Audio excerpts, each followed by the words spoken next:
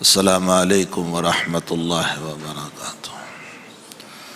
الحمد للہ نحمده ونستعینه ونستغفره ونؤمن به ونتوکل علیہ ونعوذ باللہ من شرور انفسنا ومن سیئات اعمالنا من يهده الله فلا مضل له ومن يضلله فلا هادي له ونشهد ان لا اله الا الله وحده لا شريك له ونشهد أن سيدنا ومولانا محمدا عبده ورسوله أما بعد أعوذ بالله من الشيطان الرجيم بسم الله الرحمن الرحيم لم يكن الذين كفروا من أهل الكتاب والمشركين منفكين حتى تأتيهم البينة رسول من الله يتلو صحفا مطهرة فيها كتب قيمة وما تفرق الذين أوتوا الكتاب إلا من بعد ما جاءتهم البينة وما أمروا إلا ليعبدوا الله مخلصين له الدين حنفاء ويقيموا الصلاة ويؤتوا الزكاة وذلك دين القيمة صدق الله العظيم۔ بزرگوں، بھائیوں، دوستوں، عزیزوں، راستے کا مسافر بہت لمبا سفر کر کے یہاں تک پہنچا ہے۔ میں قریباً 3 مہینے سے مسلسل سفر میں ہوں، کہاں گجرات کے سب سالانہ جلسے اور اس کے بعد پھر افریقہ اور پھر ملاوی اور انگلینڈ اور کینیڈا اور باربیدوس ہو کر کے یہاں آپ تک پہنچا ہوں۔ حق تعالیٰ جل شان ہو، اس سفر میں جو کچھ اس نے اپنے دین کی باتیں کروائی، اللہ قبول بھی فرمائے، مجھے بھی عمل کی توفیق دے، آپ کو بھی عمل کی توفیق دے۔ بھائی، اصل مسئلہ جو ہے وہ کہنے سننے سے زیادہ زندگی کو عمل پر لانے کا ہے۔ انسان کی زندگی جب تک کہ عمل پر نہیں آتی، اللہ کی رضا کو حاصل کرنا مشکل ہوتا ہے۔ مجھے آپ کو چاہیے کہ ہم اللہ کی رضا والے اعمال کریں۔ میں نے اس سفر میں 2-3 جگہ ایک بات سنائی کہ ہمارے حضرت شاہ عبدالعزیز صاحب محدث دہلوی رحمۃ اللہ علیہ نے تفسیر عجیزی میں لکھا ہے کہ جب اللہ جل شانہ نے آدم علیہ السلام اور حوا علیہ السلام کو جنت میں رکھا اور بہت عالی شان جگہ میں رکھا، ان کو پیدا کیا، اس کے بعد ان کو جنت میں رکھا اور فرمایا کہ پوری جنت ہے، آپ جو کھانا چاہیں، جو پہننا چاہیں، جو پینا چاہیں، جو کرنا چاہیں کر سکتے ہیں، لیکن اس درخت کو ہاتھ نہ لگانا، اس کو ٹچ نہ کرنا، اس کو نہ کھانا۔ فرمایا دیکھو یہ ہمارا حکم ہے، اس کو نہ کھانا۔ اب وہ کیا درخت تھا اللہ ہی بہتر جانتا ہے، کہیں روایتوں میں نہیں آیا ہے کہ وہ گیہوں تھا یا کیا تھا، اللہ تعالیٰ بہتر جانتا ہے۔ بہرحال ایک درخت سے حق تعالیٰ جل شانہ نے منع کیا۔ شیطان کو حق تعالیٰ جل شانہ نے جب نکالا وہاں سے، اور نکالنے کی وجہ بھی یہ تھی کہ اس نے اللہ کے حکم کی نافرمانی کی اور سجدہ نہیں کیا۔ اس نے آدم علیہ السلام کو سجدہ نہیں کیا اور اپنے عقلی گھوڑے دوڑائے، اس لیے کہ اللہ کے حکم کے مقابلے میں ہمارے عقلی گھوڑے کام نہیں آتے ہیں۔ آج کل یہ جو آپ کے ممالک ہیں، میں یورپ بھی گیا، میں انگلینڈ اور کینیڈا اور مختلف ممالک میں، یہاں کا پیدا ہونے والا بچہ شروع ہی سے وائی کا لفظ لے کر چلتا ہے۔ کوئی بھی بات ہوتی ہے کیوں، کوئی بھی بات ہوتی ہے کیوں، ہم ان کو یوں کہتے ہیں دنیا کے مسئلے میں تو آپ کیوں کرتے رہے، اللہ کے احکام میں کیوں نہیں ہو سکتا ہے؟ اور رب کریم کے احکام میں جس نے کیوں سے سوال کیا، خطرات ہے اس بات کے کہ کہیں ایمان نہ چھوڑ بیٹھے، اپنے ایمان کو ضائع نہ کر بیٹھے، اس لیے کہ یہ کیوں لامحدود ذات کے احکام اس محدود عقل میں نہیں آ سکتے ہیں۔ اگر مسائل کی بنیاد عقل ہی پر ہوتی تو پھر اللہ تعالیٰ کو پیغمبر بھیجنے کی ضرورت نہیں تھی، وحی اتارنے کی ضرورت نہیں تھی، قرآن اور دیگر کتابوں کو نازل کرنے کی ضرورت نہیں تھی۔ وہ انہی عقلوں کے مطابق ہمیں احکام دے دیتا کہ اچھا تمہاری عقل کے مطابق تم یہ کام کرو، تمہاری عقل کے مطابق تم یہ کام کرو۔ حق تعالیٰ جل شانہ نے شریعت کی بنیاد عقل پہ نہیں رکھی، شریعت کی بنیاد حق تعالیٰ نے وحی پر رکھی۔ عقل کبھی خواہشات کے تابع ہوتی ہے، وحی کبھی خواہشات کے تابع نہیں ہوتی۔ عقل کبھی نفس کے تابع ہو جاتی ہے، پیغمبر کبھی نفس کے تابع نہیں ہوتا۔ اس لیے مقدس وحی پر شریعت کی بنیاد رکھی۔ ایسی مقدس وحی کو کیوں سے اگر کوئی سمجھنا چاہے تو لامحدود ذات سمجھ میں نہیں آ سکتی، اس کی شریعت کی حکمتیں ہمیں کیسے سمجھ میں آ سکتی ہے؟ اس لیے کیونکہ مسائل جو ہے نا وہ بڑے خطرناک ہے۔ مجھے ایک بات یاد آئی، حضرت الامام غزالی رحمۃ اللہ علیہ کے زمانے میں کسی ملحد نے، کسی بددین نے ایک سوال اٹھایا۔ سوال بڑا عجیب تھا۔ اس نے یوں کہا کہ تمہارا وضو جو ہے نا، وضو جس کو تم کر رہے ہو نماز سے پہلے، اس وضو کو جب تمہارا قرآن بیان کرتا ہے تو اس کی ابتدا چہرہ دھونے سے ہے۔ یا ایھا الذین آمنوا اذا قمتم الی الصلاۃ فاغسلوا وجوہکم وایدیکم الی المرافق وامسحوا برؤوسکم وارجلکم الی الکعبین۔ اللہ کہتا ہے اے ایمان والو، جب تم نماز کے لیے کھڑے ہو، اوہو ایمان والوں پر ایک بات مجھے یاد آئی کہ اللہ جل شانہ نے بنی اسرائیل کو یا بنی اسرائیل کہہ کر تورات میں ایک مرتبہ صرف پکارا ہے، ایک مرتبہ، ورنہ ان کو نام لے کر اللہ نے کبھی نہیں پکارا۔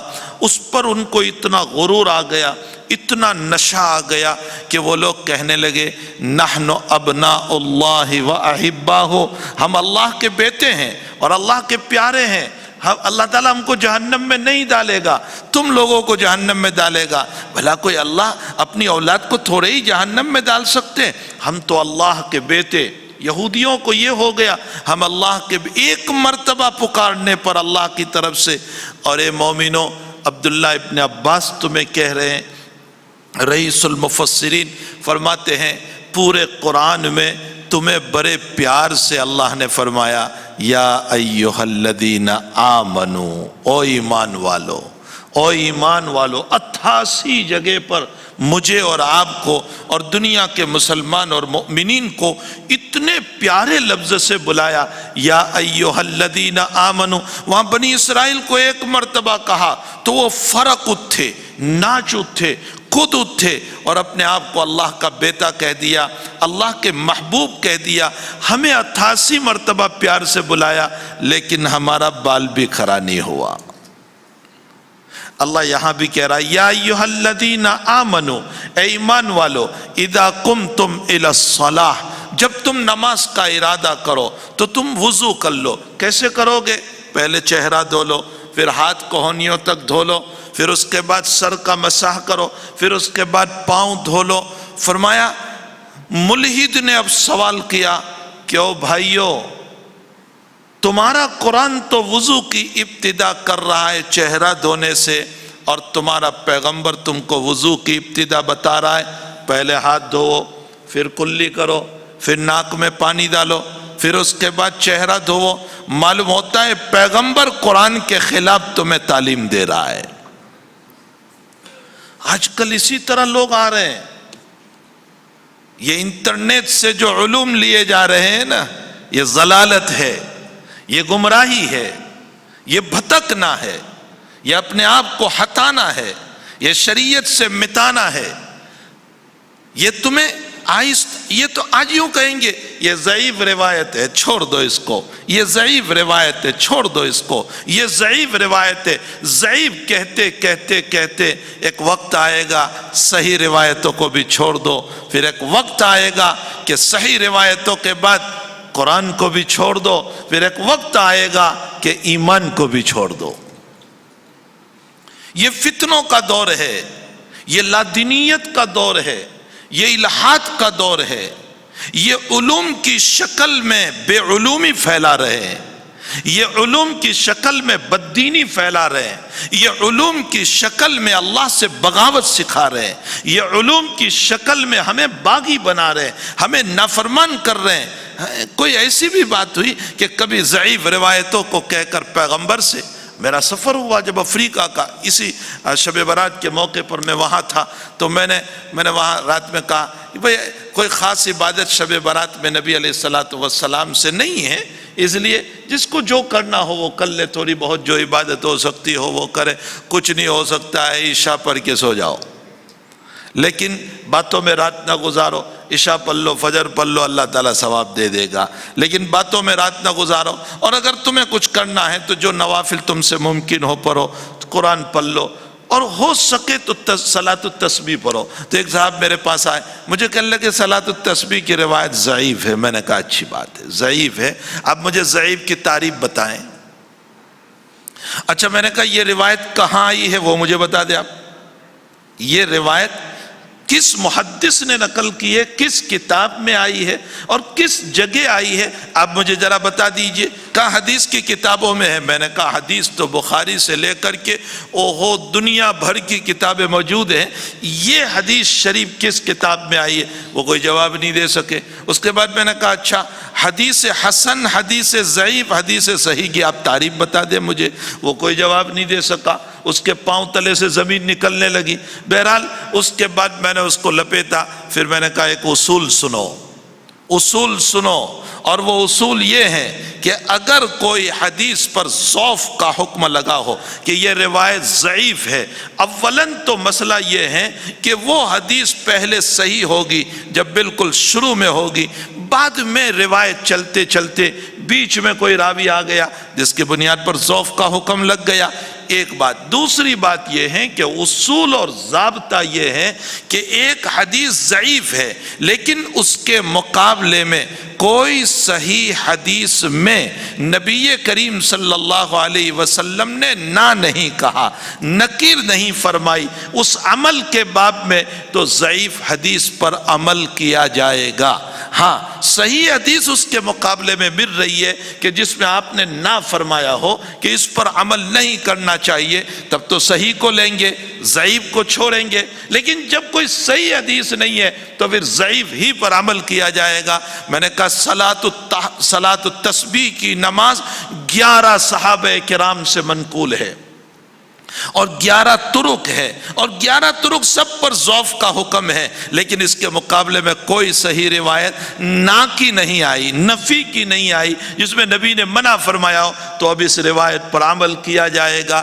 اس لیے میرے بھائیوں، آج ضعیف، کل فلاں، اس سے بعد فلاں، اس کے بعد صحیح، اس کے بعد محمد کو چھوڑو، پھر قرآن کو چھوڑو، پھر ایمان کو چھوڑو، ایک وقت آئے گا کہ دنیا سے رخصت ہو رہے ہوں گے اور بغیر ایمان جا رہے ہوں گے۔ یہ سب الحاد، یہ لادینیت کے فتنے ہیں۔ یہ علوم کی شکل میں انسان کو باغی بنانے کے طریق ہے۔ ہمیں چاہیے کہ ان غلط طریق سے اور انٹرنیٹ کے ان علوم سے اپنے آپ کی حفاظت کرے۔ آخر کوئی تو وجہ تھی کہ ہمارے اکابر احادیث کو بیان کرتے ہوئے اپنی سند پیش کرتے تھے، مسائل کو بیان کرتے ہوئے اپنی سند پیش کرتے تھے، حتیٰ کہ قرآن کریم کے باب میں بھی اپنی سند پیش کرتے تھے۔ یہ سند اسی بنیاد پر تھی کہ یہ علوم سینہ بسینہ آ رہا ہے، اور جو سینہ بسینہ علوم ہوگا وہ علوم حق کا ہوگا، اور جو وہاں علوم ڈالے گئے ہیں وہ ضلالت، گمراہی اور اس طرح کے علوم ہے جس سے لادینیت۔ تو امام غزالی کے سامنے کسی نے سوال کیا کہ قرآن تو وضو کی ابتدا کر رہا ہے چہرہ دھونے سے، اور تم لوگ وضو کی ابتدا کرا رہے ہو ہاتھ دھونے سے، کلی کرنے سے، ناک میں پانی ڈالنے سے۔ آج کے زمانے میں یہ اشکال ہوتا تو ہم بھی یوں کہہ دیتے کہ صحیح بات ہے، یہ تو سب ضعیف ہے، چھوڑ دینا چاہیے، قرآن پہ عمل کرنا چاہیے، اور قرآن چہرے سے ہیں تو پھر کلی بھی چھوڑ دو، ناک میں پانی ڈالنا بھی چھوڑ دو، ہاتھ دھونا بھی چھوڑ دو، سیدھے چہرہ دھونا شروع کر دو۔ حضرت امام غزالی کے سامنے جب یہ سوال آیا تو امام غزالی رحمت اللہ علیہ نے فرمایا، جواب سنو، یہ فلسفیانہ جواب سنو۔ فرمایا اللہ نے ہمیں جو وضو کا حکم دیا ہے وہ مقدس عبادت کے لیے، اہم ترین عبادت کے لیے، اور وہ نماز ہے۔ نماز سے بڑھ کر کوئی عبادت نہیں۔ ایمان کے بعد سب سے اہم نماز ہے، ایمان کے بعد سب سے اہم نماز ہے۔ ہمارے 6 نمبر میں ایمان کے بعد دوسرے نمبر پر نماز ہی کو رکھا گیا۔ جس کی زندگی میں نماز نہیں، جس کی زندگی میں نماز نہیں، اس کی زندگی میں کچھ نہیں۔ بیٹی فاطمہ مکی زندگی میں آئی رسول اللہ صلی اللہ علیہ وسلم کے پاس اور فرمایا، ابا جی آپ کے قتل کے پلان بن رہے ہیں اور مطاف کعبہ میں بیٹھ کر میٹنگ ہو رہی ہے کہ محمد کو قتل کر دو۔ فرمایا بیٹی تو نے سنا؟ فرمایا ابا جی بالکل یہ باتیں ہو رہی ہے، اور ابو جہل یوں کہہ رہا ہے کہ اگر محمد آیا نماز پڑھنے مطاف کعبہ میں تو ہم اس کی گردن پر میں پاؤں رکھ کر اس کو مسل دوں گا، مروڑ دوں گا اس کی گردن کو۔ کہا بیٹی تو نے سنا؟ کہا بالکل ابا جی آپ کے خلاف یہ پلان بن رہا ہے۔ تو اللہ کے حبیب نے کیا فرمایا؟ یہ نہیں کہا اچھا میں بھی کوئی تلوار لاؤ میری، میں بھی کوئی سبب اس کے لیے اختیار کر لوں، اچھا میرے صحابہ کو بلا لو، چلو میں بھی ایک جماعت بنا لوں۔ حضرت نے کیا فرمایا؟ بیٹی میرا مشکیزہ لاؤ، میں وضو کر کے 2 رکعت نماز پڑھ لوں۔ میرے بھائیوں، ہاں سنتے سنتے سن نہ ہو جاؤ۔ رمضان میں خوب سنا ہوگا، سن نہ ہو جانا، سنی بن جانا۔ ہم سن ہو چکے، سن۔ ہمارے مسائل سن ہو چکے۔ اللہ کے نبی علیہ السلام نے فرمایا میرا لوتا لاؤ، میرا مشکیزہ لاؤ، میں وضو کروں گا۔ حضرت نے وضو فرمایا اور وضو کرنے کے بعد 2 رکعت نماز پڑھی اور اپنے رب سے سنایا۔ آخر کوئی تو بات تھی کہ میرے نبی نے امت کو صلاۃ الحاجت سکھائی، کیا ضرورت تھی اس نماز کو سکھانے کی؟ صلاۃ الحاجت سکھانے کی کیا ضرورت تھی حضرت کو؟ لوگ کہتے ہیں اللہ کے نبی نے وظائف سکھائے، میں کہتا ہوں ضرور وظائف سکھائے، لیکن وظائف سے زیادہ اللہ کے نبی نے امت کو نمازوں پر ڈالا۔ نماز کی طرف چلو۔ فرمایا تیز ہوا چلی، حضور مسجد کی طرف دوڑے۔ بخاری شریف میں ہے، حضرت عائشہ کہہ رہی ہے یہ تو بارش برسنے کی امیدیں ہیں اور آپ اس میں بھی نماز کی طرف جا رہے۔ فرمایا عائشہ ان ہواؤں سے جہاں بارش کی امید ہے وہاں آگ بھی برس سکتی ہے، وہاں پتھر بھی برس سکتے ہیں، وہاں بربادی کا سامان بھی آ سکتا ہے۔ اور کتنے تیز دورے تھے۔ بخاری شریف میں روایت ہے کہ جب ہوا چلنے لگی تو حضرت اتنے تیز دورے کہ آپ کی لنگی مبارک اتنی نیچے چلی گئی کہ ٹخنوں سے نیچے ہو گئی۔ تو آپ نے امت کو نماز پہ ڈالا۔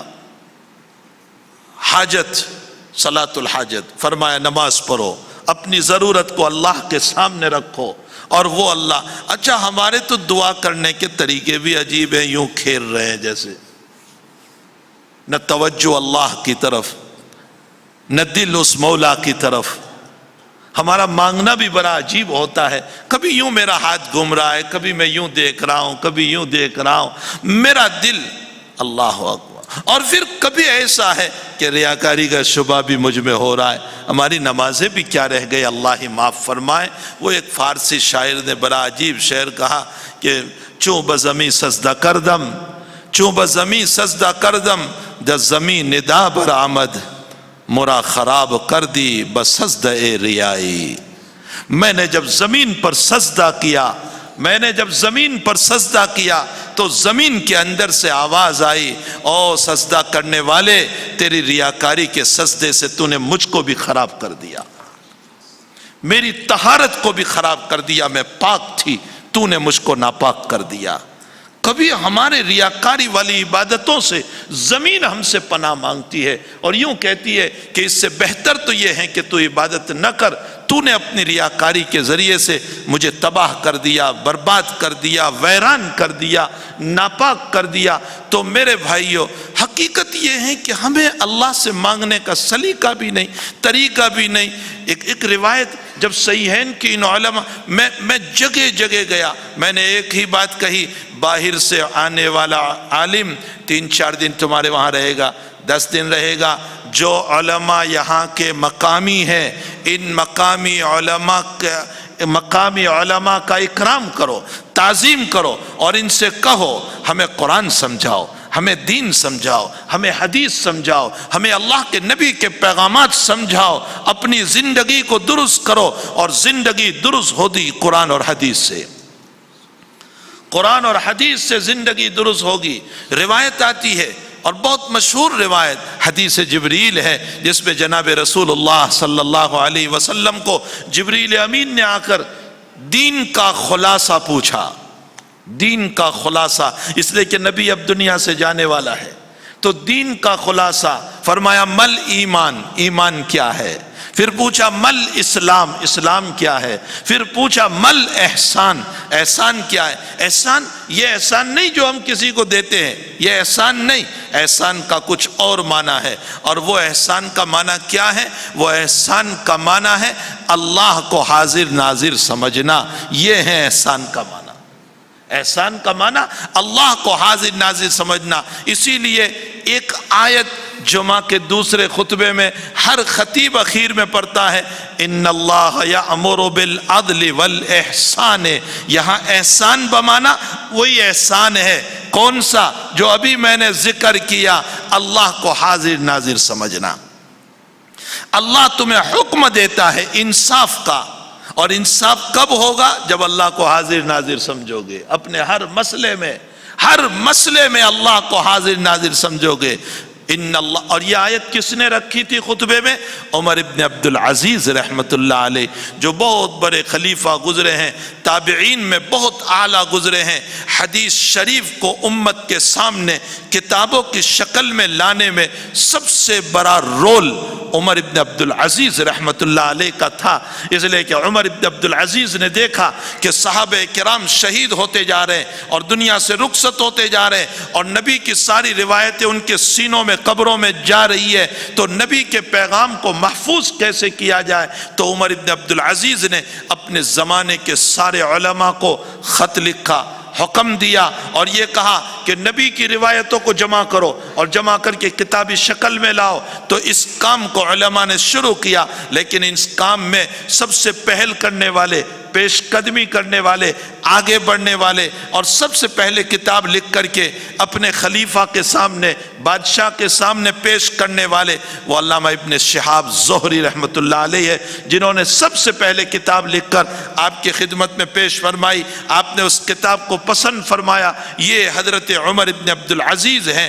انہوں نے دوسرے خطبے کے اخیر میں ان اللہ یأمر بالعدل والاحسان کو، اور یہ آیت چونکا دینے والی ہے، ان اللہ یامر بالعدل والاحسان جو ہے نا، وایتاء ذی القربى وینہی عن الفحشاء، چونکا دینے والی ہے، اس لیے کہ آیت چھوٹی سی ہے، لیکن اس میں جو احکام ہیں اللہ تعالیٰ نے جو بیان فرمائے ہیں وہ بڑے زبردست احکام ہیں۔ تو میں ایک بات کہا کرتا ہوں کہ چونکا دینے والی ہے ویسے بھی، اس لیے کہ جمعہ کے خطبے میں جناب جھونکے لگا رہے ہیں، اور اب خطبہ کھڑا ہونے کا وقت آیا، نماز کھڑی ہونے کا وقت آیا، تو خطیب صاحب نے ان اللہ یامر پڑھا تو وہ نیند سے بیدار ہو گیا، اس لیے اس کو بھی چونکا دیا کہ اب نماز کی طرف متوجہ ہو جا۔ تو بہرحال یہ آیت چونکا دینے والی ہے۔ تو احسان کا معنی ہوتا ہے اللہ کو حاضر ناظر سمجھنا۔ جب جناب رسول اللہ صلی اللہ علیہ وسلم سے پوچھا گیا مل احسان، احسان کیا ہے؟ آپ نے فرمایا ان تعبد اللہ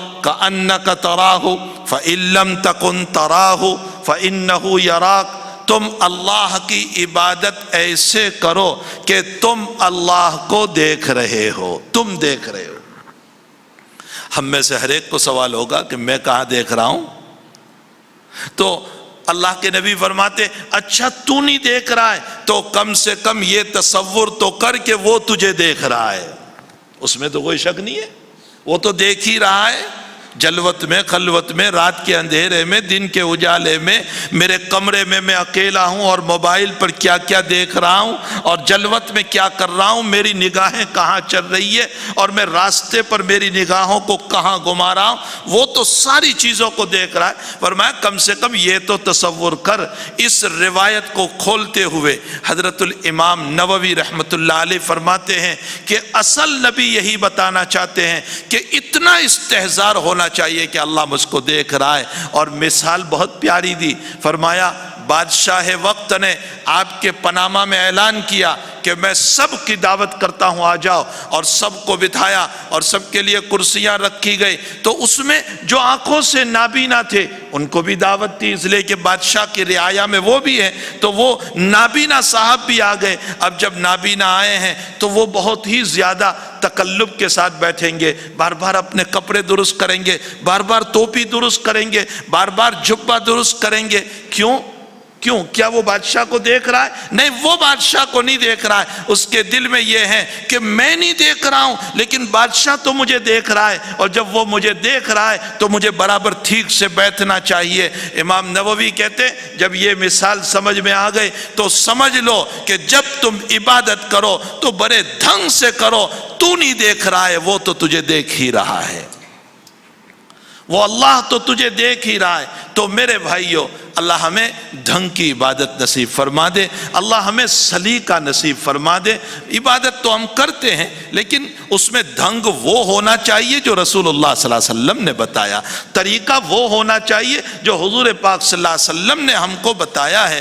تو ہمیں چاہیے کہ ہم سلیقے کی عبادت کرنے والے بنے۔ بہرحال حضرت امام غزالی رحمۃ اللہ علیہ کو جب یہ سوال ہوا الحاد اور لادینیت والا کہ یہ سب تم کیا کر رہے ہو، پہلے ہاتھ دھو اس کے بعد کلی کرو اور ناک میں پانی ڈالو، جبکہ قرآن تو وضو کی ابتدا چہرہ دھونے سے کر رہا ہے، تو امام غزالی فرماتے ہیں کہ وضو ایک مقدس عبادت کے لیے ہے، اور وہ مقدس عبادت نماز ہے، اور نماز اتنی مقدس کہ جناب رسول اللہ صلی اللہ علیہ وسلم نے اپنے تمام مسائل کو حل کرنے کے لیے امت کو صلاۃ الحاجت بتائی، بلکہ خود بھی اللہ کے نبی نے ضرورت کے موقعوں پر نماز کو پڑھا۔ جب بیٹی فاطمہ نے آ کر یہ کہا ابا جی قتل کے پلان بن رہے، تو آپ نے وضو فرمایا اور وضو کر کے مطاف کعبہ ہی میں نماز پڑھنے تشریف لے گئے۔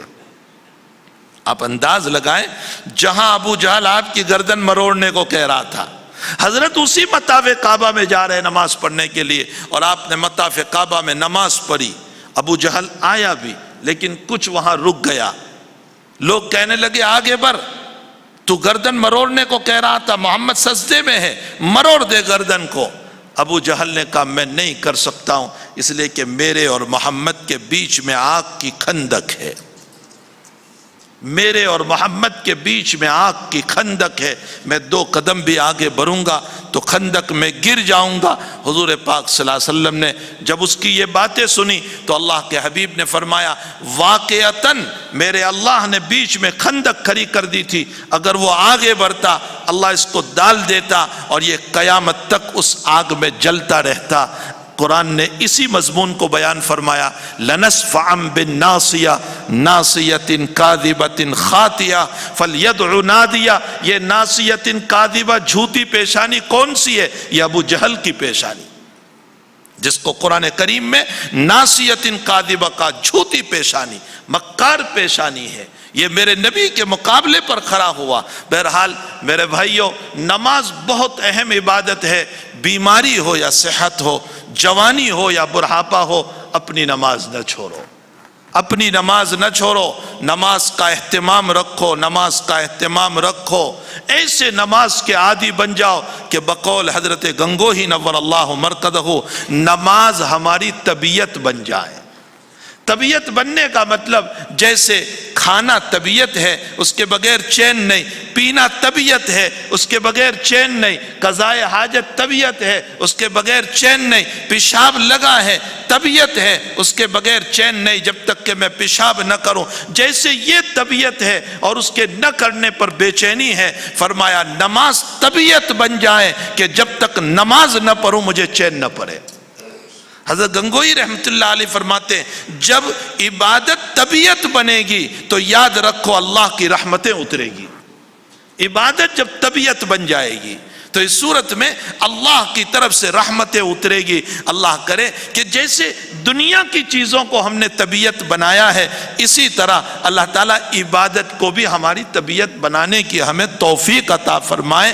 تو امام غزالی رحمۃ اللہ علیہ فرمایا وضو مقدس نماز کے لیے، جب اتنی اونچی نماز کے لیے وضو کو رکھا گیا تو پھر وضو کے لیے پانی بھی تو اتنا ہی اونچا ہونا چاہیے، پاکیزہ ہو، صاف ستھرا ہو، طاہر و مطہر ہو، ہر طرح سے صاف ستھرا پانی ہو، تب جا کر ہم نماز کے قابل بنیں گے۔ اب پانی پاک ہے یا ناپاک، پاکیزہ ہے یا اس کے اندر کوئی غلاظت ملی ہوئی ہے، اس کا پتہ کیسے چلے گا؟ تو فرمایا اس میں 3 صفتیں ہیں اللہ نے رکھی ہے، ایک اس کا رنگ ہے، ایک اس کا ذائقہ اور ٹیسٹ ہے، اور ایک اس کی بو ہے۔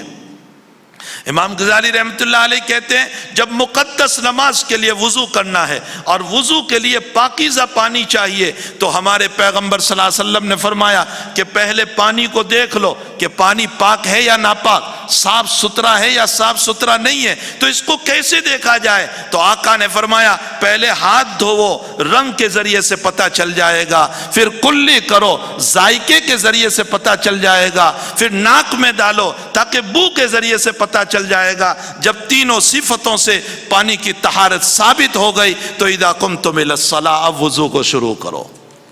امام غزالی رحمۃ اللہ علیہ فرماتے ہیں ہمارے نبی کی ہر بات میں فلسفہ ہے، حضور پاک صلی اللہ علیہ وسلم کی ہر بات میں فلسفہ ہے۔ علامہ ابن قیم رحمۃ اللہ علیہ سے کسی نے سوال کیا، فرمایا یہ عجیب و غریب بات ہے، حالانکہ اسلام فلسفہ اور حکمت کے اوپر نہیں ہے، وہ تو اللہ کا حکم ہے، فلسفہ حکمت سمجھ میں آئے نہ آئے اسے کوئی فرق نہیں پڑتا ہے۔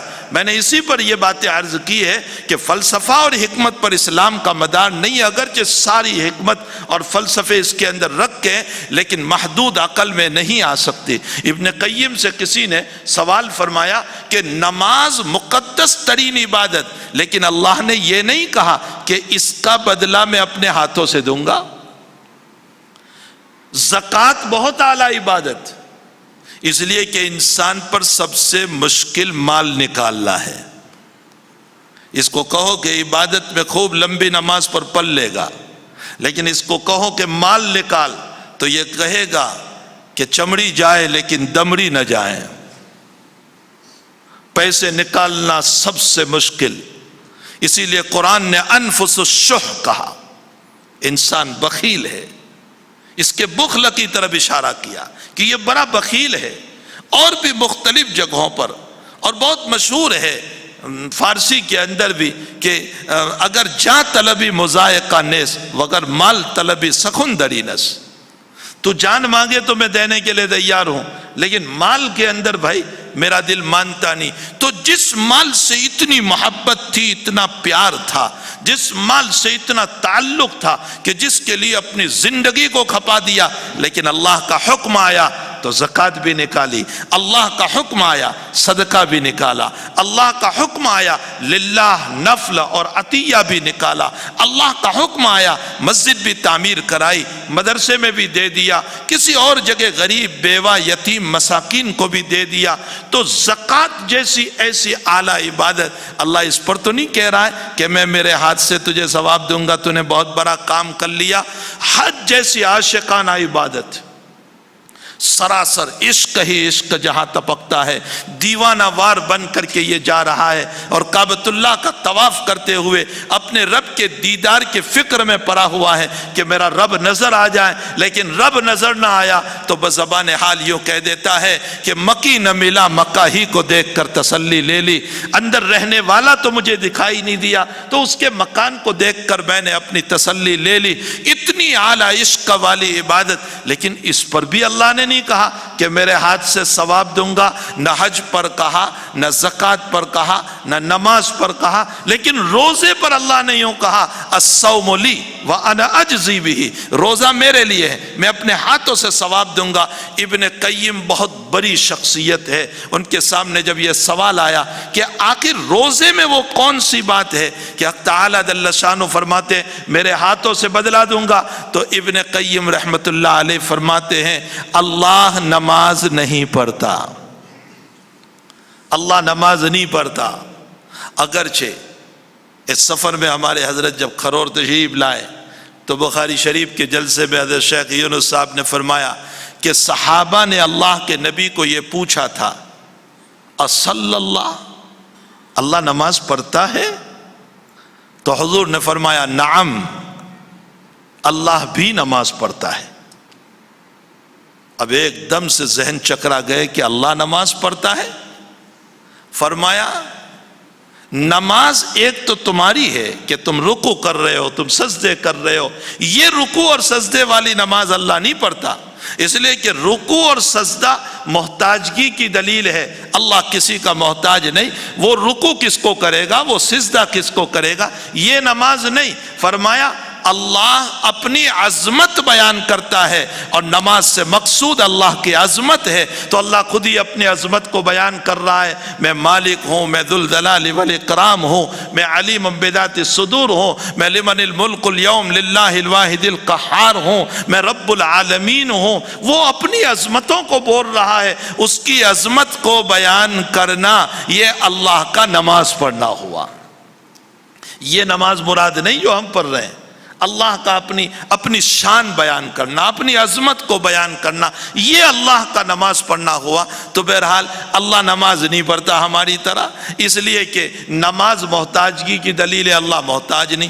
اللہ زکوٰۃ نہیں دیتا، وہ زکوٰۃ کیوں دیتا؟ اس نے تو سارا ہی لٹا کر رکھ دیا ہے امت کے لیے، زکوٰۃ کا مسئلہ ہی وہاں پیدا نہیں ہوتا ہے۔ وہ حج نہیں کرتا اس لیے کہ کعبۃ اللہ کو تو خود مقام مل گیا ہے اس کی طرف نسبت ہونے سے، ورنہ کعبہ کے پتھر سے زیادہ اچھے پتھر تو اور عمارتوں میں لگے ہوئے ہیں۔ جو کعبۃ اللہ میں پتھر لگے ہوئے وہ کالے ہیں، ٹھیک کے کتے ہوئے بھی نہیں ہے، اس کے اندر گھارا بھی نہیں ہے، وہ بہت شاندار عمارت بھی نہیں ہے، اس کے مقابلے میں بڑی شاندار عمارتیں تو سامنے بنی ہوئی ہے۔ لیکن آخر کعبہ ہی کو یہ مقام کیوں ملا؟ فرمایا جس کی نسبت اللہ کی طرف ہو جاتی ہے اس کا مقام بڑھ جاتا ہے، وہ چاہے کالا کلوتھا کیوں نہ ہو، وہ چاہے ردی شکل کا کیوں نہ ہو، لیکن اس کا مقام بڑھ جاتا ہے۔ سنو میرے بھائیو، شاہ ولی اللہ صاحب حجت اللہ البالغہ میں لکھتے ہیں، فرمایا کالا دل بھی اگر تمہارا بن جائے گا اللہ اس میں بھی اپنی تجلی کو نازل کر دے گا،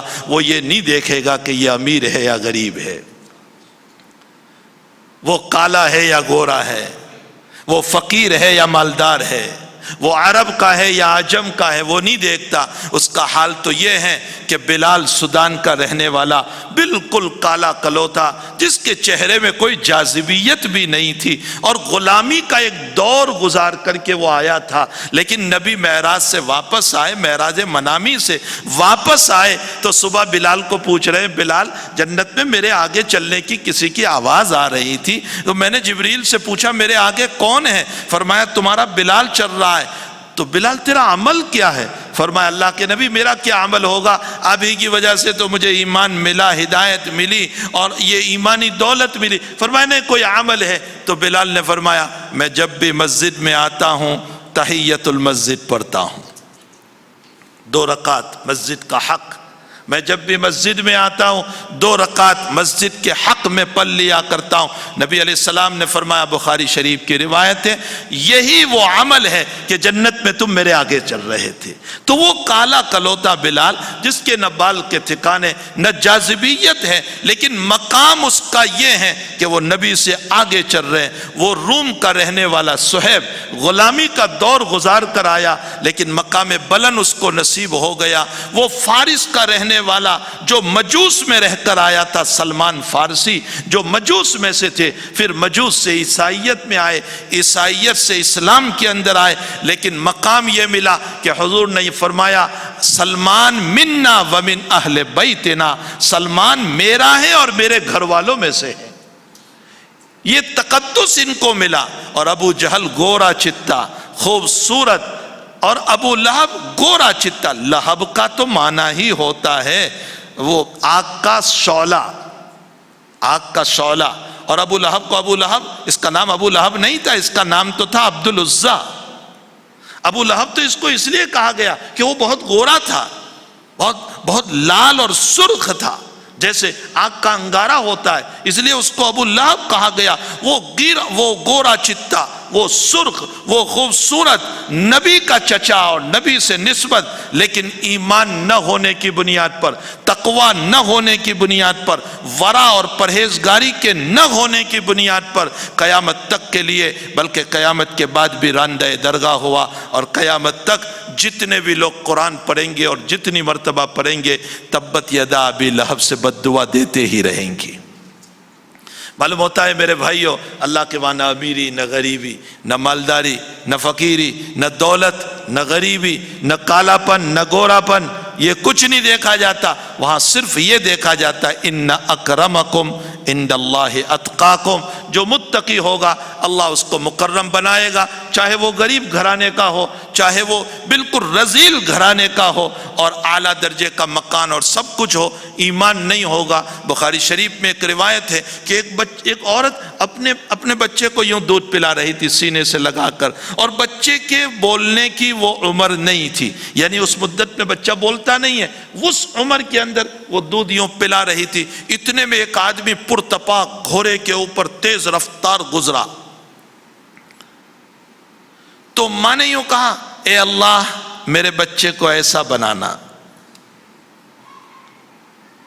جیسے یہ پرتپاک جا رہا ہے گھوڑے کے اوپر، شہسوار مالدار. تو بچے نے منہ نکالا دودھ پیتے پیتے. جناب رسول اللہ صلی اللہ علیہ وسلم اس کو بیان فرما رہے ہیں، صحیح ترین روایت. فرمایا بچے نے منہ نکالا، اور وہ بچے کی بولنے کی عمر نہیں تھی. اس مدت میں بچہ بولتا نہیں، 1.5 سال سے پہلے بچہ بولتا نہیں ہے، 2 سال سے پہلے. اس عمر کے اندر دودھ پیتے پیتے بچے نے منہ نکالا اور یوں کہا، اے اللہ مجھے ایسا نہ بنانا. کچھ دنوں کے بعد ماں پھر دودھ پلا رہی تھی، اور ایک عورت کو لوگ مارتے ہوئے لے جا رہے تھے اور یوں کہہ رہے تھے، تو نے چوری کی، تو نے زنا کیا، تو نے چوری کی، تو نے زنا کیا. وہ کہہ رہی تھی، نہ میں نے چوری کی، نہ میں نے زنا کیا، الزام ہے میرے اوپر، الزام ہے، مجھے معاف کرو. لیکن کوئی معاف کرنے کے لیے تیار نہیں. اس کی ذلتی کو دیکھ کر ماں نے یوں کہا، اے اللہ میرے بچے کو ایسا نہ بنانا. تو بچے نے منہ نکالا اور فرمایا، اللہ مجھے ایسا ہی بنانا. آخر کیا بات تھی؟ جناب رسول اللہ صلی اللہ علیہ وسلم اس روایت کی شرح کرتے ہوئے حضرت خود ہی فرماتے ہیں کہ پہلا جو پرتپاک دور رہا تھا، جو تیز رفتار گھوڑے پر سوار، جس کی دولت کو دیکھ کر، جس کی سواری کو دیکھ کر، جس کے گھوڑے کو دیکھ کر اس کی ماں کے منہ میں پانی آ گیا تھا اور یہ کہا میرے بچے کو ایسا بنانا. لیکن اس کے پاس ایمان نہیں تھا، اس لیے بچے کی زبان کہلوایا، اللہ مجھے بے ایمان نہ بنانا. اور وہ جو عورت دوڑتے ہوئے مارتے ہوئے لے جا رہے تھے اور یہ کہا میں نے چوری نہیں کی، میں نے زنا نہیں کیا، اور لوگ مار رہے تھے، حقیقت میں وہ نیک اور صالحہ اور پارسا اور مقدس عورت تھی. اور ماں نے ظاہر کو دیکھ کر کہ اس کی ذلتی ہو رہی ہے، میرے بچے کی ذلتی نہ ہو، تو بچے نے منہ نکال کر کہا مجھے ایسے ہی بنانا، یعنی ایمان والا، پاک دامن اور متقی بنانا. معلوم ہوتا ہے میرے بھائیوں، اللہ کے وہاں ایمان ہے اصل. علامہ محائمی رحمت اللہ علیہ، محائمی کا نام سنا نا؟ ارے ہندوستان میں آپ رہتا ہو، ماہیم تو نام سنا نا؟ ماہیم، یہ ماہیم جو ہے نا، یہ علامہ محائمی کے نام پر ہے.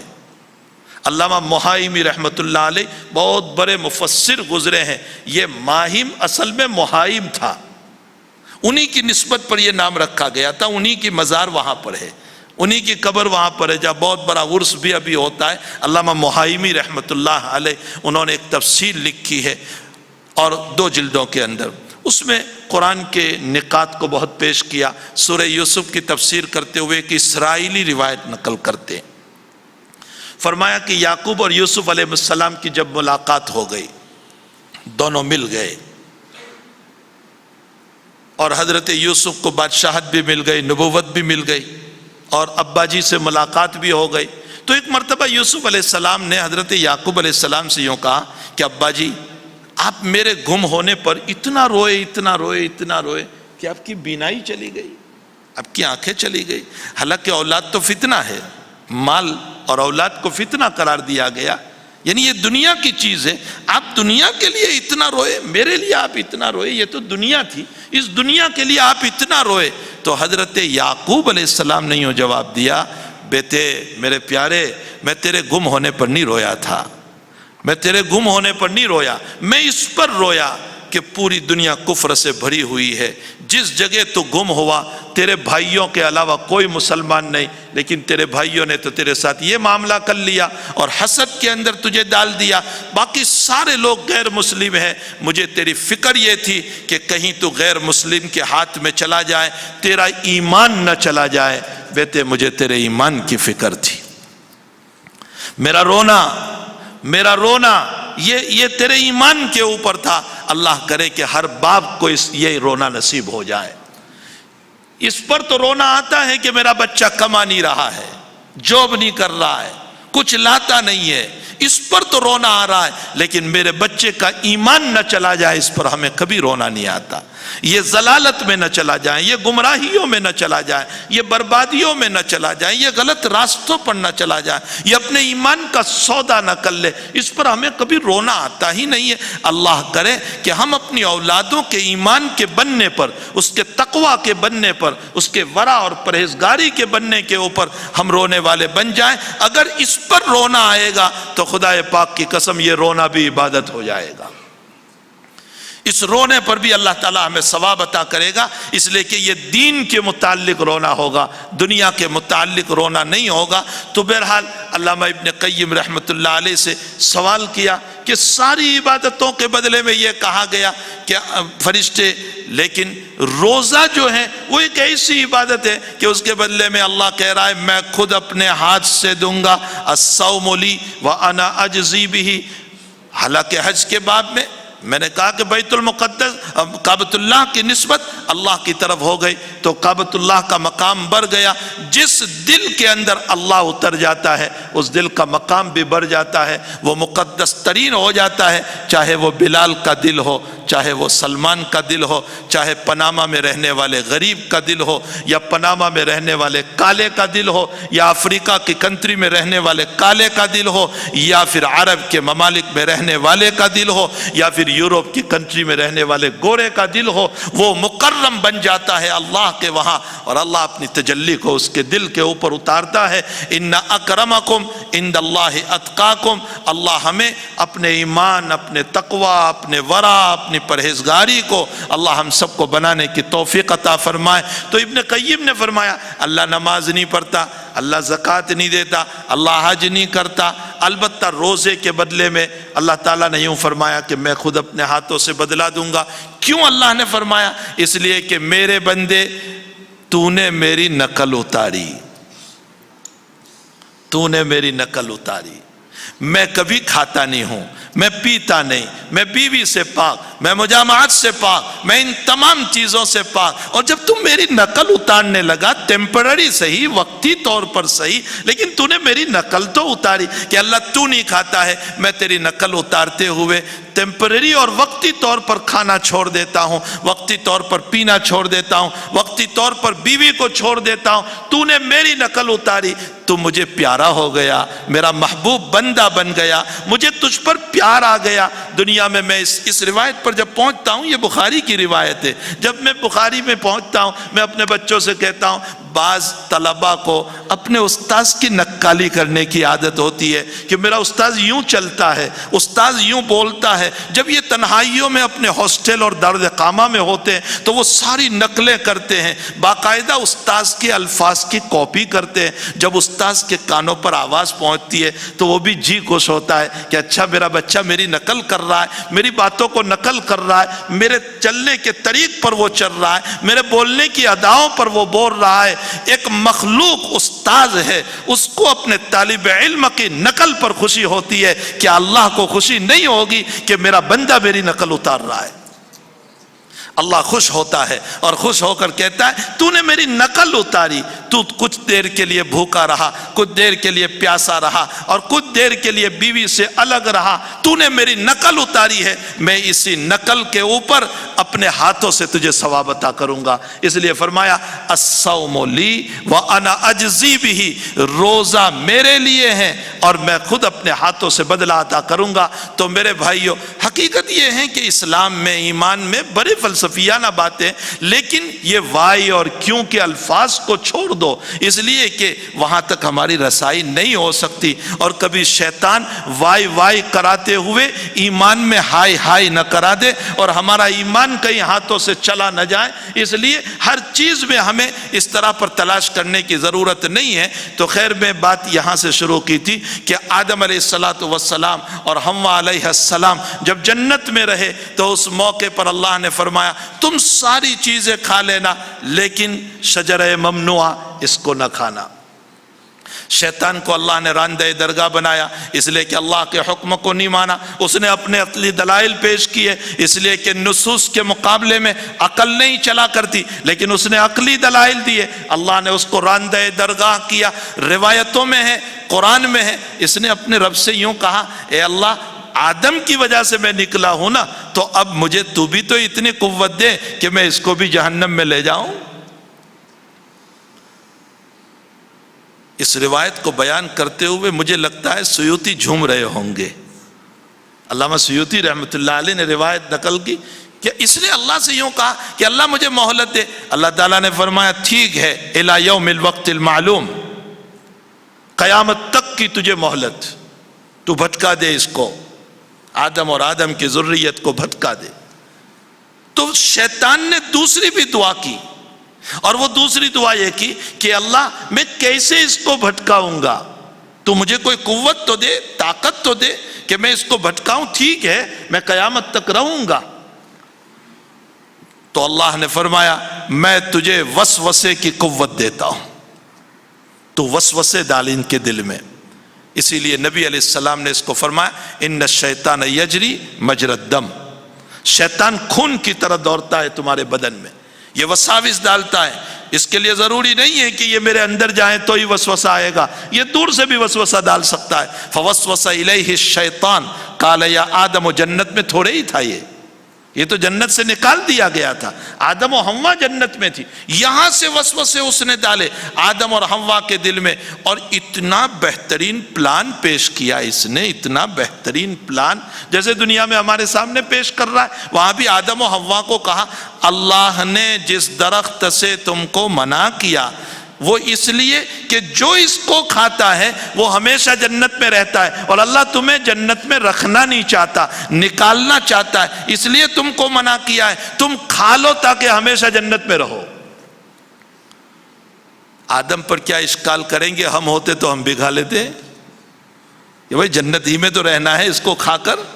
فوسوس الیہ الشیطان قال یا آدم هل ادلک علی شجرۃ الخلد وملک لا یبلی، یہ وسوسہ اس نے ڈالا، اور اس کی بنیاد پر آدم اس کی بات میں آ گئے، حضرت حوا اس کی بات میں آ گئے اور شجرہ ممنوعہ کو کھا لیا۔ تو سیوطی یوں کہتے ہیں کہ ایک طرف مہلت مانگی قیامت تک کہ اللہ نے مہلت دے دی، دوسری طرف اس نے کہا میں کیسے اس کو بھٹکاؤں، حق تعالیٰ نے وسوسے کی قوت دے دی۔ روایت میں رسول اللہ صلی اللہ علیہ وسلم فرماتے ہیں کہ آدم علیہ السلام کو اتنی فکر ہوئی کہ مالک تو نے قیامت تک کی عمر دے دی اور پھر وسوسے کی شکل بھی اس کو دے دی، میں اور میری اولاد تو اس سے بچ ہی نہیں سکیں گے اب۔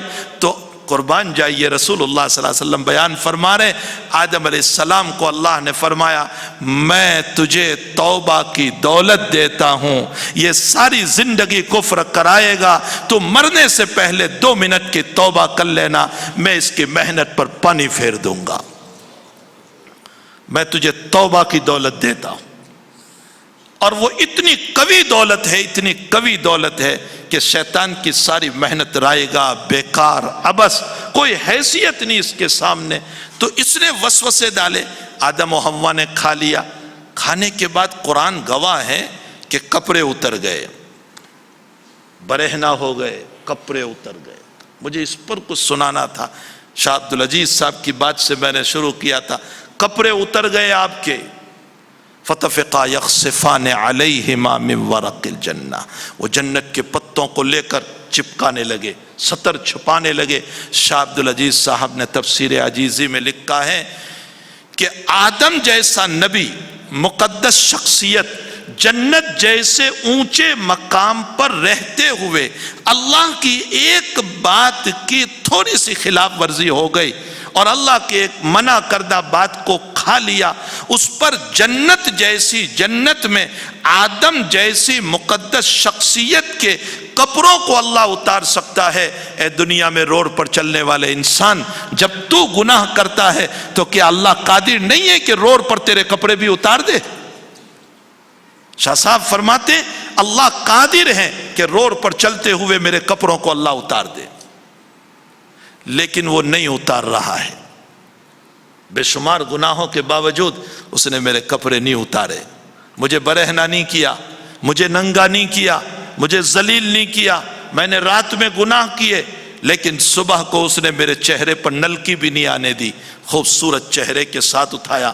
فجر کی نماز نہیں پڑھی لیکن خوبصورت چہرے کے ساتھ اٹھایا، اس نے ذلیل نہیں کیا. فرمایا دھوکہ ہو گیا ہے تجھے، تیرا اپنا کمال نہ سمجھنا، یہ دعائیں ہیں جناب رسول اللہ صلی اللہ علیہ وسلم کی، اللہ کے حبیب کی دعائیں ہیں جس کے صدقے میں تو ذلیل نہیں ہو رہا ہے، ورنہ تو حق تعالی کب سے تیرے کپڑے اتار دیتا. اللہ جل شانہ ہمیں اپنے رب کی مرضی پر، مولائے رب کی مرضی پر چلنے کی اور قرآنی تقاضوں پر عمل کی توفیق عطا فرمائے. میں نے آیت جو پڑھی تھی انشاءاللہ کل کی مجلس میں چند باتیں عرض کر دوں گا، اسی پر چند باتیں ہو گئی، بات سے بات نکلتی چلی گئی. اللہ ہم سب کو اللہ کے رسول صلی اللہ علیہ وسلم کی اطاعت کی توفیق عطا فرمائے. وصلی اللہ علی النبی الکریم، اللہم صلی وسلم دائما ابدا علی حبیبک خیر الخلق کلہم. الحمدللہ رب العالمین والعاقبۃ للمتقین والصلاة والسلام علی سید الانبیاء والمرسلین وعلی آلہ وصحبہ اجمعین. اللہ گناہوں کو معاف فرما، اللہ قصوروں سے درگزر فرما. اے اللہ مبارک مہینے میں جو کچھ ہوا تیرے کرم سے ہوا. اے اللہ جو انسان 2 گھنٹے بھوکے نہیں رہ سکتا تھا وہ 12 اور 15 گھنٹے بھوکا رہ جائے. اللہ تیری توفیق کے بغیر نہیں ہو سکتا تھا، تیری مدد کے بغیر نہیں ہو سکتا تھا. اے اللہ دیر 2 گھنٹے تراویح میں کھڑے رہنا تیری دی ہوئی طاقت کے بغیر نہیں ہو سکتا تھا. اے اللہ رات کی بیداریاں تیری دی ہوئی ہمت کے بغیر نہیں ہو سکتا تھا. اللہ ہمارا کوئی کمال نہیں ہے، سب کچھ تیرا کرم ہے. تو نے فضل کیا، کرم کیا. اے اللہ قبول بھی فرما لے، قبول بھی فرما لے اور زندگی پر ہمیں اسی طرح عمل کی توفیق عطا فرما. اللہ ہمیں بھی معاف فرما، ہمارے بیوی بچوں کو معاف فرما، ہمارے اہل و عیال کو معاف فرما، ہمارے والدین کو معاف فرما، ہمارے اقارب رشتہ داروں کو معاف فرما، ہم سے محبت کرنے والوں کو معاف فرما، ہم سے تعلق رکھنے والوں کو معاف فرما، ہمارے اساتذہ کو معاف فرما، ہمارے مشائخ کو معاف فرما، ہمارے شاگردوں کو معاف فرما. اے اللہ پوری امت مسلمہ کو معاف فرما، پوری امت مسلمہ کو معاف فرما. اے مالک تیری ذات تو وہ ہیں کہ آدم کے کپڑے تو نے اتار دیے تھے اور یونس کو مچھلی کے پیٹ میں ڈال دیا تھا. اے اللہ سب کچھ پر تو قادر ہے، لیکن میرے مالک آپ نے ہماری عزت رکھی ہے. ہم چاہتے ہیں اے اللہ مرتے دم تک ستاری ہوتی رہے اور مرنے کے بعد بھی قیامت میں بھی ہماری ستاری ہوتی رہے. اللہ ہمارے نبی کے سامنے ہمیں ذلیل نہ کرنا، ہمارے نبی کے سامنے ہمیں ذلیل نہ کرنا، ہمارے ماں باپ کے سامنے ہمیں ذلیل نہ کرنا، ہمارے اساتذہ کے سامنے ہماری ذلتی نہ ہو. ہم نے تیرے حبیب کا فرمان سنا ہے کہ تو ایک مجرم کو بلائے گا، اس کے کندھے پر ہاتھ رکھ کر گناہ گنوائے گا اور گناہ کے بدلے میں نیکیاں دے کر تو اس کو معاف کر دے گا. اللہ ہمارا شمار ان میں سے کر لینا. اللہ ہمارا شمار ان میں سے کر لینا جن کو تو بے حساب جنت میں بھیجنے والا ہے۔ اے الہ العالمین ہماری ستاری فرما لینا۔ اے اللہ جو بیمار ہیں سب کو شفا عطا فرما، سب کو صحت عطا فرما، عافیت عطا فرما، مہلک بیماریوں سے ہماری بھی حفاظت فرما، کینسر سے ہماری حفاظت فرما، برین ہیمریج سے حفاظت فرما، فالج اور لقوے سے حفاظت فرما، ناگہانی آفات و بلایا سے حفاظت فرما، مصائب سے حفاظت فرما، پکڑ دھکر اور ذلتیوں سے حفاظت فرما۔ الہ العالمین دوسروں کے محتاج بن جائیں ایسی بیماریوں سے ہماری حفاظت فرما۔ اے اللہ ہمارے تمام مرحومین کی مغفرت فرما، ان کی قبروں کو نور سے منور فرما، ان کی قبروں میں نور کی بارش عطا فرما۔ اے الہ العالمین جو مانگا اپنے فضل سے نصیب فرما، نہیں مانگا اپنے فضل سے عطا فرما۔ سب کے کاروبار میں روزی میں برکت عطا فرما، بے اولادوں کو اولاد عطا فرما، اولاد والوں کی اولادوں کو نیک صالح مطیع اور فرما بردار بنا، ماں باپ کی اطاعت گزار بنا، دین کی وفا شعار بنا۔ اے اللہ غلط راستوں پر چلنے سے ہماری بھی ہماری نسلوں کی بھی اے اللہ پوری حفاظت فرما۔ وصلی اللہ علی النبی الکریم برحمتک یا ارحم الراحمین۔